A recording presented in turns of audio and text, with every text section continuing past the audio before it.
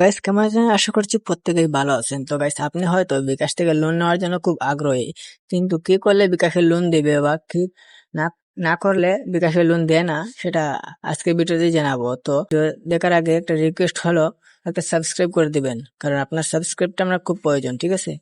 তো আমরা যদি লোনের শুনে চলে যাই, তাহলে দেখেন আমার এখানে লোনের লিমিট কিন্তু 10,000 টাকাই আছে, কিন্তু আপনার হয় না, আপনার এখানে হয়তো দেখাতে পারে যে আপনি মানে কোনো লোনের জন্য এলিজিবল হন নাই, ঠিক আছে? তো সেটা করার জন্য আপনাকে দেখুন, কারো কাছ থেকে কিছু পেতে হলে আহ, লেনদেন শেয়ার থাকতে হবে, মানে লেনদেন স্বচ্ছ থাকতে হবে এবং খুব বেশি লেনদেন থাকতে হবে। হ্যাঁ, তার জন্য বিকাশ থেকে লোন পাওয়ার জন্য আপনার বিকাশে পর্যাপ্ত পরিমাণে টাকা রাখতে হবে এবং অ্যাড মানি, সেন্ড মানি, বেশিরভাগ অ্যাড মানি এবং পেমেন্ট করতে হবে। অ্যাড মানি হচ্ছে বিকাশ থেকে বিকাশ টু ব্যাংক, ব্যাংক টু বিকাশ, এরকম টাকা নেওয়া আনা করতে হবে, ঠিক আছে?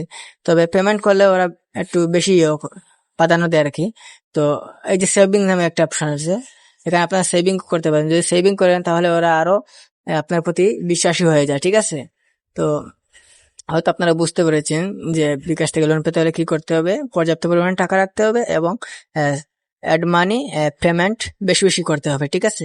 তো এই ছিল আজকের ভিডিওটা ভালো লাগলে সাবস্ক্রাইবটা করে দিবেন। আবারও বলছি, আপনার সাবস্ক্রাইবটা আমার খুব প্রয়োজন, ঠিক আছে? তো দেখা হচ্ছে অন্য ভিডিও। ধন্যবাদ।